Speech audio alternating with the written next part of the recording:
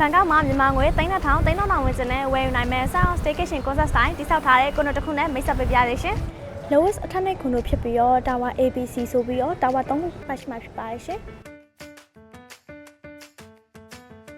ဒီကွန်ဒိုရဲ့အားသာချက်ကတော့ Structural Running စနစ်ပါဝင်တာဖြစ်ပါတယ်ရှင်။ဒီခန်းလေးကတော့အရန်လူကြိုက်များတဲ့ one bedroom ခန်းလေးပဲဖြစ်ပါတယ်ရှင်။ဈေးနှုန်းလေးကတော့ထိုင်းဘတ်2တန်းကျော်မြန်မာငွေ3000ကျော်ဝန်းကျင်ပဲဖြစ်ပါတယ်ရှင်။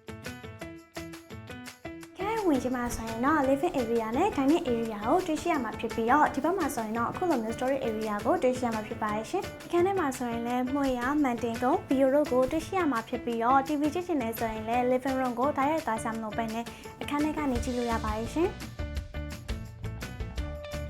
။ kitchen မှာဆိုရင်တော့အခုလိုမျိုးလေး separately လုပ်ထားပေးရဲ့အပြင်ကိုမှရေခဲတစ်တာ washing machine microwave ကိုလည်းတွေ့ရှိရမှာဖြစ်ပါတယ်။ညှောက်ဆော့ဆက်လေးလည်းထားရှိပေးထားဖြစ်ပါတယ်ရှင်။